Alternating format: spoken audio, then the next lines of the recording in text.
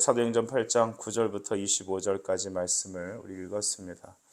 전통과 이단이라는 주제가 오늘 이 말씀 통해서 우리에게 큰 교훈이 됩니다. 여러분, 진짜 예수 믿는 것은 무엇일까요? 그것은 삶의 진정한 주인이 누구냐, 그러니까 로드십이 누구냐라는 것을 묻는 물음입니다. 나는 교회를 다닙니다. 크리스천입니다. 예수 믿는다. 하지만 내가 모든 결정하는 것과 삶의 목적이 나로서 귀결된다면 우리는 우리의 믿음을 한 번쯤 다시 점검해야 되는 겁니다. 예수님께서는 그래서 요한복음에 여러 가지 표현으로 자기 자신을 이렇게 드러내셨죠. 자기 계시라고 합니다. 그래서 여러분이 흔히 들어보셨을 겁니다. 에고 에이미라는 말씀인데, 그것은 에고라는 것은 나는, 에이미 무엇이다, 자기 정의를 말하죠. 이 땅에 존재하는 피조물 중에 자기 스스로를 무엇이다라고 정의할 사람은 아무도 없습니다. 이 얘기는 바로 창조주이신 하나님만이 나는 누구시다, 나는 어떤 자다라고 자기를 드러낼 수 있기 때문입니다. 예수님은 다른 사람에게 설명을 받을 필요가 없었습니다. 왜냐하면 그가 하나님이시기 때문이었죠. 그래서 주님은 우리에게, 얘들아, 나는 생명의 떡이다, 나는 세상의 빛이다, 나는 양의 문이고 목자란다, 나는 부활이고 생명이고 나는 길이요 진리고 나는 또한 참 포도나무고 너희는 가지다. 예수님은 자기 자신을 이렇게 우리에게 나타나셨습니다. 여러분의 삶의 진정한 주, 그분이 예수 그리스도인 줄 믿습니다. 오늘 하나님께서는 사마리아의 빌립을 통하여서 복음을 전하게 하셨습니다. 그들이 예수를 영접하고 그들의 곳에는 이제 하나님을 믿는 하나님의 나라가 시작되었죠.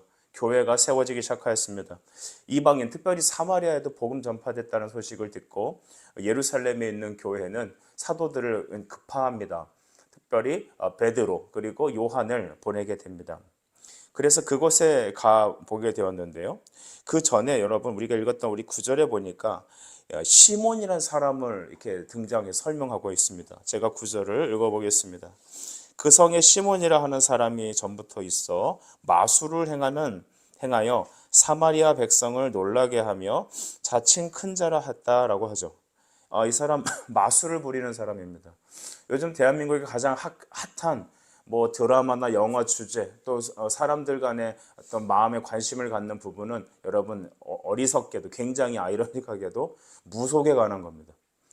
그래서 영화나 드라마나 모든 부분에 이 귀신이 나오고 각종 채널에서 여러분 연예인이 사주가 어떠느니, 당신은 어떠느니, 생전에 아버지가 등 뒤에 타고 있다느니, 이런 해괴한 소리를 하면서 여러분, 심지어는 믿는 사람에게도 그 마음을 혹하게 하고 있습니다. 21세기 첨단 과학 문명에 대해서 사람들이 더 지식이 가득한 이때에 가장 사람들이 이동이 많은 이 글로벌한 지구촌 시대에 이상하게 왜 이런 무속이 가득 있을까요? 그것은 이 세상에 보이지 않는 이면에 어둠의 사자가, 즉 사탄이 자리를 트고 있다는 사실을 우리는 알게 되는 것입니다. 그래서 여러분, 할 수 있거든. 사탄은 오늘날 믿는 성도들의 신앙마저도 이 잘못된 교리로 인하여서 이단적으로 빠지게 할 수 있다는 것입니다.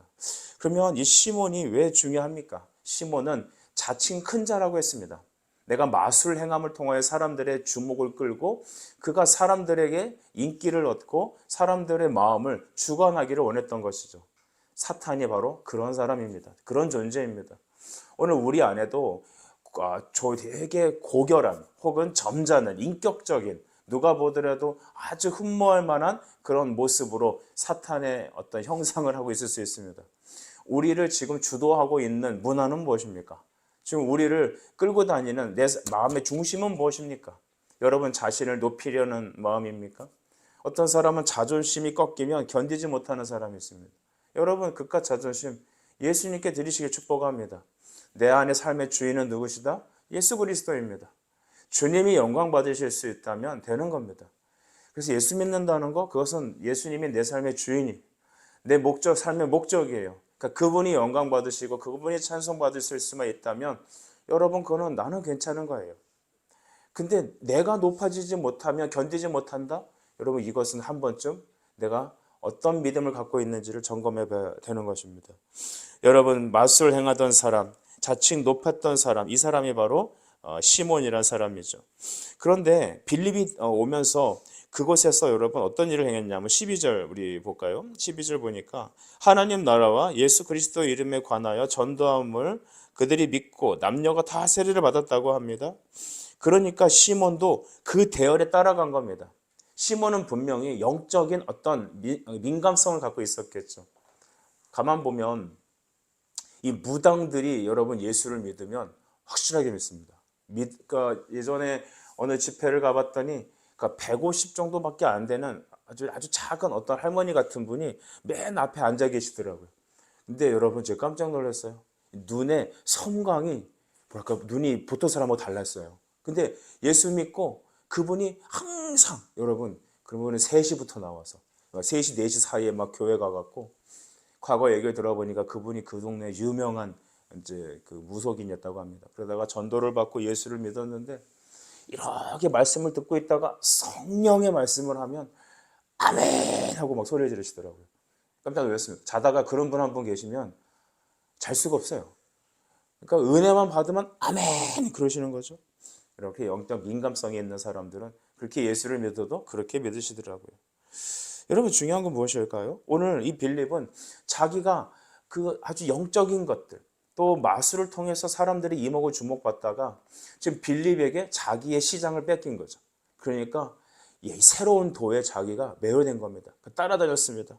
그래서 어떻게 그 사람이 어떻게 하나 봤더니 세상에 여러분 복음의 역사가 나타나지 않습니까? 전도하고 예수의 이름을 듣는 사람들이 다 세례를 받고 그 빌립의 말씀을 따라 청종하기 시작했습니다. 이제 여러분 자기도 그 대열에 껴서 심지어 자기도 13절 보니까 세례를 받고 전심으로 빌립을 따라다니고 있었습니다. 빌립이 따라다니는 이유는 무엇일까요? 표적과 기적을 보고 있었던 것입니다. 교회 안에 있다고 다 신자가 아닐 수 있다는 사실에 저는 매우 마음이 무겁습니다. 여러분 목사 안수를 받았다고 해서 다 목사가 아닐 수 있다는 사실에 저 또한 두려움이 있습니다. 여러분 우리 삶의 주인은 누구십니까? 예수이십니다. 말씀을 드러내는 것이죠. 교회의 사명은 무엇입니까? 예수님을 믿는 겁니다. 신앙의 이유는 무엇입니까? 여러분 예수를 믿고 회개와 죄사함에 이르는 것이죠. 따라합시다. 구원의 이유는 회개와 죄사함이다. 네. 구원론의 의의가 뭐냐? 회개하고 죄사함 받는 거예요. 그게 나타나지 않으면 여러분 그 사람은 회심했다라는 표징이 없는 겁니다. 그래서 이 시몬은 세례를 받고 계속 그 나타나는 표적과 기적을 따라다니는 사람입니다. 여러분 우리는 왜 교회를 다닙니까? 우리는 왜 어떤 것을 예수 믿음이라고 말합니까? 표적입니까? 기적입니까? 내 마음의 어떤 터치입니까? 감성 터치 아닙니다.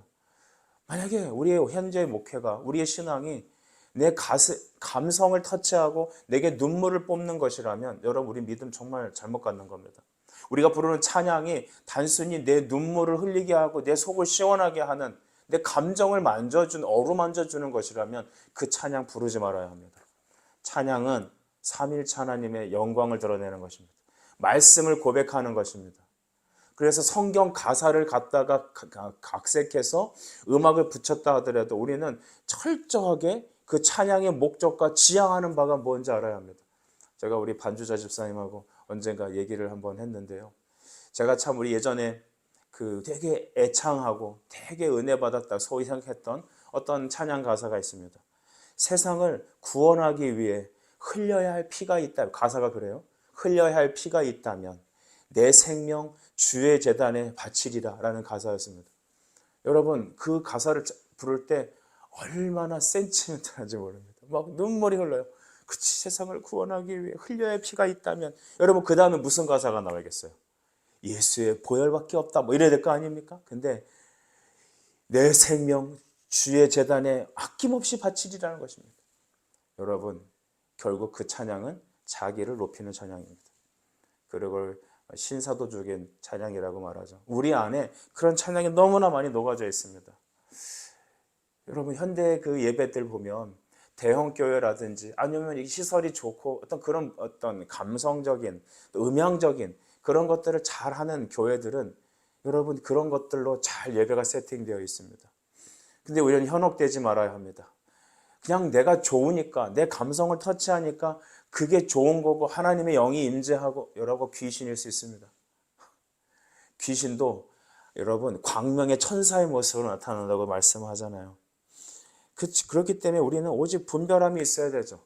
판단함이 아니라 뭘 해야 된다? 분별함. 말씀을 놓고. 그래서 여러분이 바른 신앙과 신학적인 교리적인 식견과 기준이 있어야 합니다. 여러분, 오늘 시몬은 그와 같이 나타나는 표적과 이적을 따라다녔죠. 바울은 고린도전서 1장 22절과 23절에 다음과 같이 말합니다. 유대인의 표적은 구하고 유대인은 표적을 구하고 헬라인의 지혜를 찾는다고 합니다. 하지만 23절에 우리는 그 십자가에 못 박힌 그리스도를 전하니 유대인에게는 꺼리는 것이고 이방인에게는 미련한 것이다. 오늘 현대에 많은 젊은이들이 교회를 떠난다고도 합니다. 또한 여러분 지역교회나 이렇게 작은 교회에서 이탈해서 대형 교회로 많이 이탈합니다. 여러분 그것을 나쁘다고만 볼 수는 없습니다. 왜냐? 은혜를 받을 수 있다면 은혜 받는 교회를 가야 합니다. 그러나 은혜가 무엇이라는 것에 대한 질문은 반드시 해야 합니다. 은혜는 말씀을 통해 받는 겁니다. 진리를 통해서 성령이 임하는 겁니다.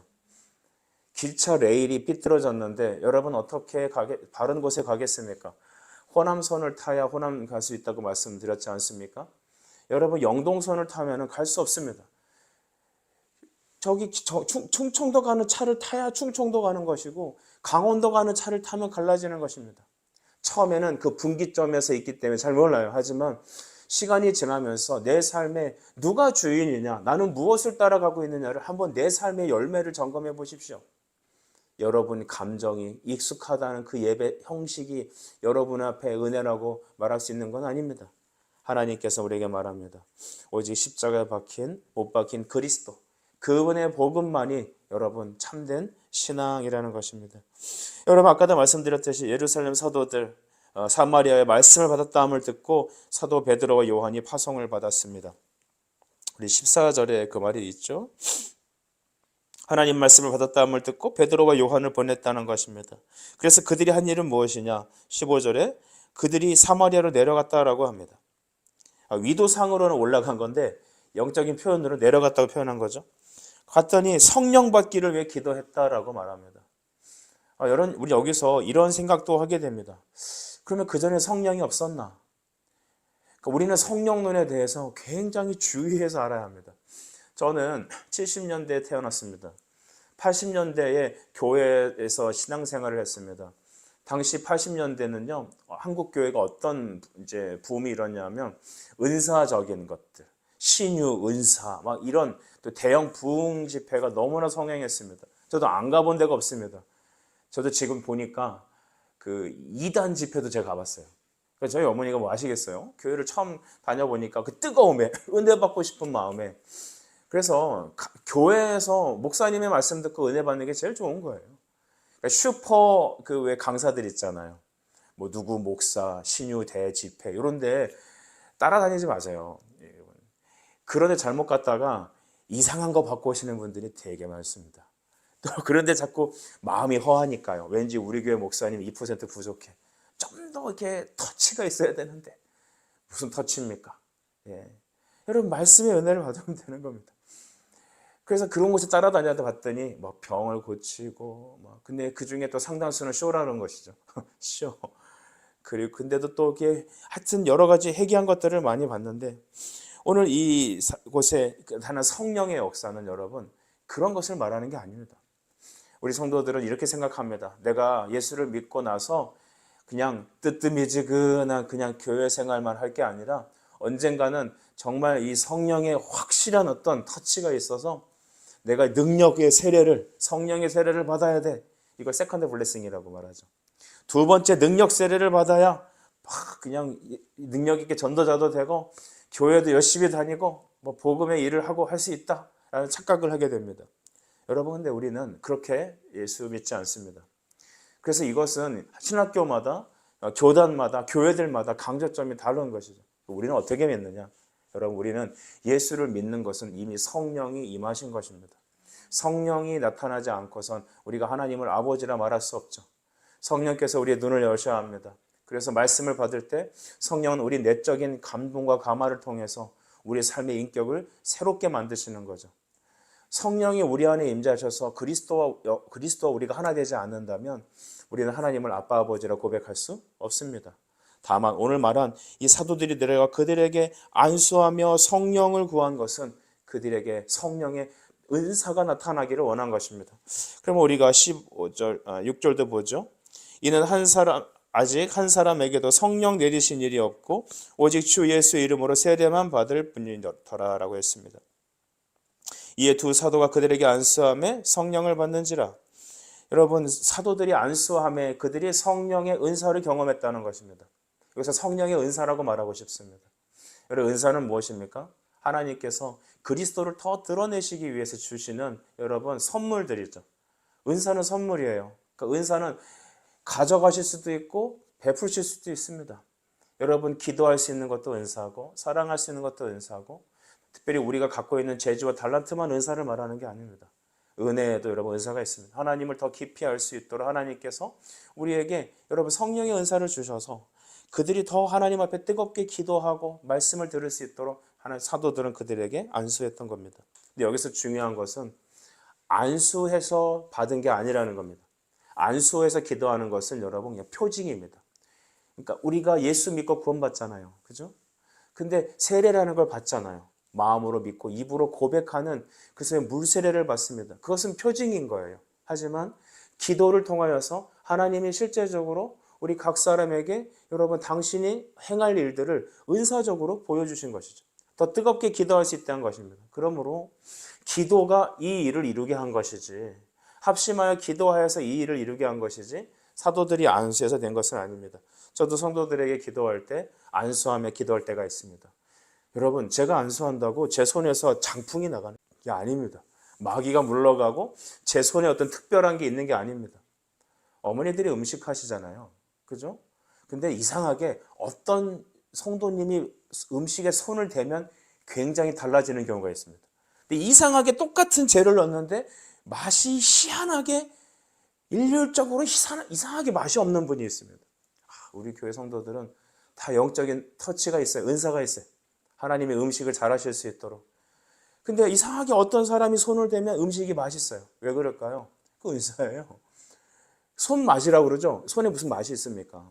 그래서 음식하는 분 손을 한번 빨아보세요. 좀 더러운 얘기지만 아무 맛이 안 나요. 찝찝합니다. 근데 그게 은사예요. 음식을 잘하는 성령께서, 우리는 성령이 다 우리 안에 찾아오셨습니다. 말씀을 들은 동시에 우리는 말씀과 함께 믿음을 성령으로 주어진 것입니다. 근데 하나님께서 은사적으로 더 깊이 기도하고 더 하나님의 뜻과 은혜를 깨닫게 하시도록 은사적으로 우리에게 여러분 그때 기도로 나타내 주신 것입니다. 여러분, 우리가 구할 것은 그런 성령의 은사를 구하는 겁니다. 성령의 은혜를 구하는 것입니다. 주님, 이것이 그래서 두 번째 어떤 세례를 받는 것이다라고 생각하면 안 되는 것이죠. 이게 좀 미묘하긴 하지만 이렇게 우리가 이해해야 될 줄 믿습니다. 그런데 이때 여러분 시몬이 딱 등장하죠. 우리가 아까 잠깐 우리 13절 보세요. 빌립을 따라다니며 시몬도 어떻게 했습니까? 믿고 세례를 받았다고 하죠. 그럼 시몬의 믿음이 진짜인지 우리는 18절에서 점검합시다. 우리 18절 같이 읽어볼까요? 시작. 시몬이 사도들의 안수로 성령 받는 것을 보고 돈을 들여. 여러분, 시몬이 뭐라고 하죠? 나도 이런 은사를 받을 수 있도록 내가 안수하면 이렇게 은사가 임하게 해달라고 돈을 들이면서 그것을 능력을 살려고 했던 거예요. 시몬의 믿음은 잘못된 겁니다. 겉으로는 몰라요, 여러분. 그런데 하나님께서는 이런 영적인 상황에서 우리에게 진짜 믿음이냐 아니냐를 드러내십니다. 우리가 영어 단어 중에서 시모니즘이라는 단어가 있습니다. 그러니까 영어 시몬에다가 ISM, 이즘을 붙여서 시모니즘. 이게 뭐냐면 성직 매매를 말하는 것이죠. 왜 성직 매매를 말합니까? 돈을 값을 지불해서 여러분 이 거룩한 직분을 살려고 했던 겁니다. 시몬의 눈에는 하나님 앞에 회개받고 예수 그리스도 앞에서 자기가 새 생명을 받고 새 사람이 되는 것이 관점이 있지 않습니다. 저 능력을 내 손 안에 붙여서 예전에 내가 하던 거 있죠. 마술을 통해서 여러분 그 동네를 주름잡았던 재정과 또 권력을 탁 주름잡았던 그때로 내가 올라가고 싶은 겁니다. 아까 제가 믿음이 뭐라고 말했냐면 삶의 주도권이 그리스도에게 있다는 것을 인정하는 걸 말했습니다. 주님이 우리 삶의 주인이신 거죠. 근데 시몬은 여전히 내가 내 삶의 주인이 돼서 내가 높아지기 원했던 겁니다. 여러분, 우리는 루시퍼를 알고 있습니다. 사탄은 원래 타락한 천사였습니다. 그가 있어야 될 그 자리에서 떠나갔던 것이죠. 하나님은 그를 교만하여서 계명성이라 말하시면서 가장 낮은 곳에 이 땅에 내려보냈습니다. 그는 여러분 마지막 심판 때에 지옥의 형벌을 받을 것입니다. 하지만 잠깐 유보된 이 시즌에, 그러니까 우리가 살아가는 이 예수님 재림 전의 이때에 사단은 그 모든 곳에서 바로 시모니즘으로 우리에게 다가올 것입니다. 여러분, 우리는 현대 교회에서 우리는 어떻게 믿음 생활하고 있습니까? 저는 현대 우리 교회에서 우리 한국 교회와 우리 모든 믿는 사람들의 마음 안에 이 시모니즘이 있다라고 저는 감히 생각을 합니다. 저는 신학교 가서 이런 얘기를 많이 들었습니다. 빨리 학위를 따고 좋은 교회 가서, 대형 교회 가서 그곳에서 여러분 또 여러 가지 자격증을 따야 된다고 생각을 합니다. 왜냐하면 담임 목회를 하려면 이력서에다가 나는 어느 학업을 했고 나는 무슨 자격증을, 여러분 무슨 목사 자격증이 필요합니까? 그러니까 여러 가지 있어요. 전도 폭발을 해야 되고 제자 훈련 받아야 되고 무슨 세미나를 받아야 되고, 제 이력서에도 그런 거 많이 있었어요. 근데 지금 다 지웠어요. 그런 거 따려고, 보통 그런 거 하나 따려면 여러분 한 1, 20만 원 주고 배워야 돼요. 근데 어느 날 이렇게 생각을 해봤습니다. 여러분 전도 트렌드가 계속 바뀌죠. 그렇지 않아요? 그러니까 어떤 분들, 목사님은 세미나 다니면서 교회 와서 내가 기똥찬 거, 아주 이 시대에 잘 먹히는 목회 트렌드의 방식을 배워왔다. 자, 이번 주부터, 다음 주부터 당장 전 성도들은 이거에 하겠다. 성도들은 목사님이 이제 세미나 갔다 온다고 하면 이제 두려운 거예요. 이제 또 무슨 뭘 할까? 해피데이. 해피데이는 노래 이름이죠. 근데 노래 이름이, 저기 우리 나가다 보면 여기 뭐 현관에도 해피데이 붙어 있던데. 여러분, 해피데이. 그 전도 프로그램이에요. 알파. 그거 하면은 막 믿지 않는 사람들 데려다가 막 그냥. 그러니까 교회에서 으쌰으쌰 그런 걸 하다 보니까 성도들도 뭔가 하는 것 같잖아요. 자, 기도하자. 진부하다. 예배드리자. 또 하냐? 그런데 이번에 해피데이 하자. 그게 뭔데? 그런 게 있다. 요즘 잘 나가는 목표 기술을 배워왔다. 여러분, 모든 것들이 왜 그런 걸 합니까? 물론 이면적으로 영혼을 구원하기 위해서 세상보다 좀 맞춰서 교회 문턱을 낮춰갖고 그들이 쉽게 교회 안에 들어올 수 있어서 복음을 들으면 좋지 않냐. 아주 효과적인 방식이죠. 근데 여러분, 우리는 그런 모든 것들을 따라가지 않으렵니다. 우리는 단순하게 오직 하나님 말씀만 듣고 하나님 말씀으로 기도하여서 기도와 말씀으로만 하나님 앞에 믿음 생활하는 우리 교회가 되었으면 좋겠습니다. 오늘날도 여러분, 많은 사람들이 이와 같이 외적인 표지를 통하여서 성령의 나타나심을 나타내려 합니다. 목회하려 합니다. 신앙생활하려 합니다. 그렇다면 그 저변에 깔려있는 의도가 뭔지를 봅시다. 내가 주인 되려는 것입니다. 믿음은 내가 십자가에 못 박혀 죽고 예수님이 내 인생의 주인이 되는 겁니다. 주님의 종이 되는 것이죠. 따라합시다. 나는 예수님의 노예입니다. 시작. 나는 예수님의 노예입니다. 철저히 그렇게 생각하십시오. 나는 예수님의 노예입니다. 주님이 가라 하시면 가고 말하라 하면 말하고 주님이 멈춰라면 멈추고, 나의 삶의 기쁨은 나의 주님이신, 나의 생명의 주이신 예수님이 영광과 존귀를 받으며 그의 이름이 드러나며 또한 내가 죄사함과 회개를 통하여서 하나님의 자녀로서의 그 기쁨을 누리는 삶, 그 믿음의 철로 역정, 믿음의 순례의 길을 걸어가는 나의 인생이 되기를 원하는 것. 여러분, 그것이 진짜 믿음에 나타나는 현상들입니다.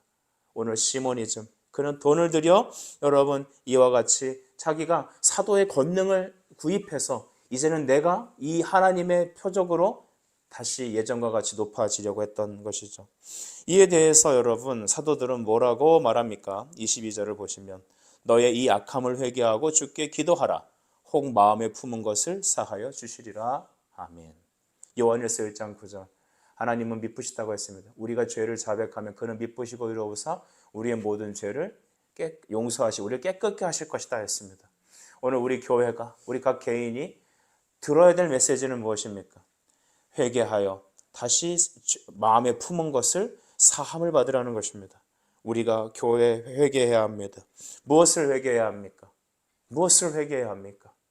예수가 나의 주 되심을 인정하지 않고 우리 안에 사악하고 악독한 것이 품고 있다는 내 자신을 우리가 발견했을 때 우리는 우리 안에 있는 시모니즘에서 탈피하여 이제는 그리스도의 종으로서 살아가는 그런 성도들이 될 것입니다. 하나님, 우리에게 예수 그리스도만 존귀히 드러나는 주님이 나의 주님 되시는 이 하루가 될 수 있도록 은혜를 주십시오. 우리 기도하겠습니다. 하나님 아버지, 오늘 이 땅에 수많은 정통과 이당의 싸움이 가득한 현장에 있습니다. 은혜와 부흥이 있는 곳에 사탄은 항상 있습니다. 가라지를 뿌려놓고 있습니다. 시몬, 그는 여러분 자칭 큰 자였고 돈을 들여서 하나님의 성령의 능력을 매수하려 했습니다.